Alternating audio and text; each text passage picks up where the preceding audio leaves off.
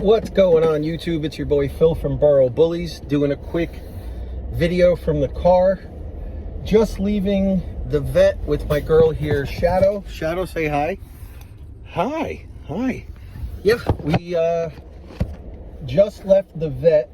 Shadow just had her, I think, 4th progesterone test and going through my first ever split heat. So for those of you who don't breed and have had a thought about, man, why are these dogs so expensive?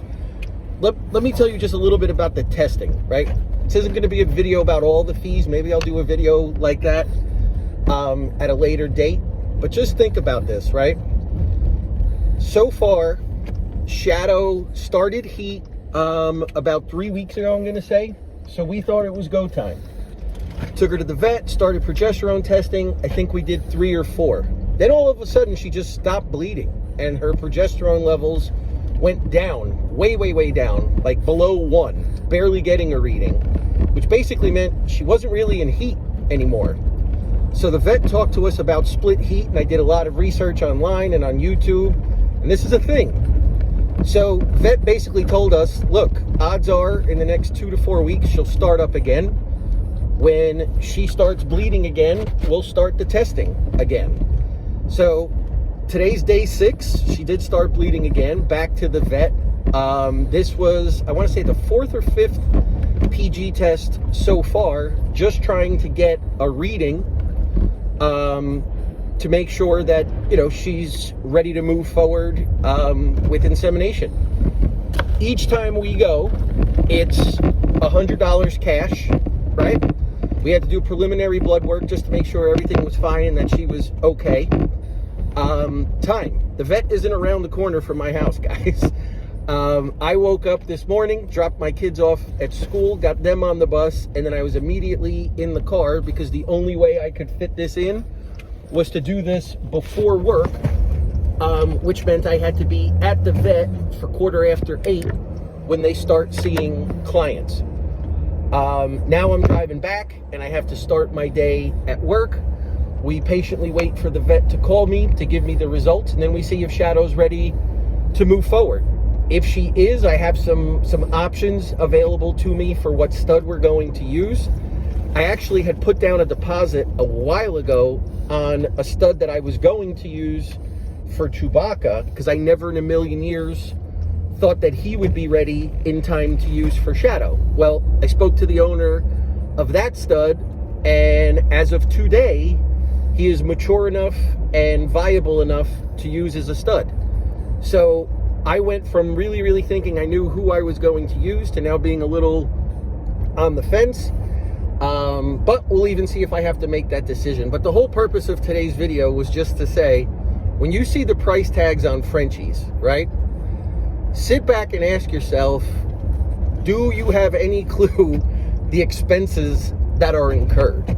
We haven't even gotten to insemination yet, and I'm already out probably over $1,000, right?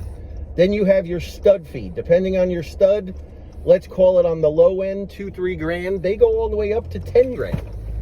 So then you have your stud fee. Then you have to pay someone to do the artificial insemination.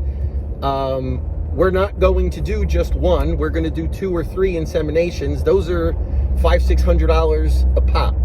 Then you have to whelp the litter. And if you've never done that before, it's round-the-clock work for the first 2 or 3 weeks. And when I say round the clock, those puppies are eating every 2 hours. And with Frenchies, they have the smushed-in face.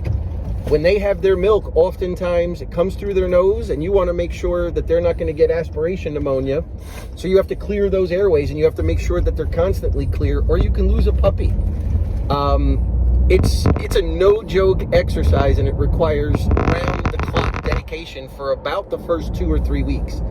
So you either need to commit the time, or you need to pay somebody who's going to commit the time. Neither of those options are cheap. So just trying to give you a glimpse of what it's like to raise a litter. I know there's a lot of guys on social media driving Lamborghinis with fancy jewelry, gold chains, diamonds, flossing. They got 2 Lambos in their driveway. This is the shit they don't show you, though.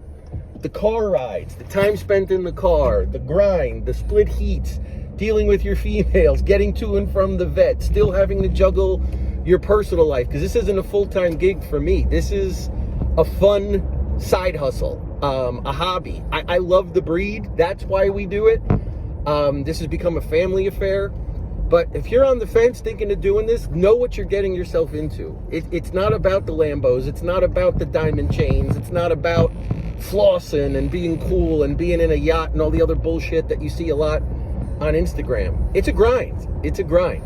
But anyway, just wanted to share where we're at. For those of you on our waiting list, I should have details soon. Hang in there with us. We did not foresee the split heat. And I'll also do a quick video as to what stud that we choose, give you a little bit of information about his DNA and things of that nature. So, thanks for tuning in. Talk to everybody real soon. Enjoy the rest of your week. Peace.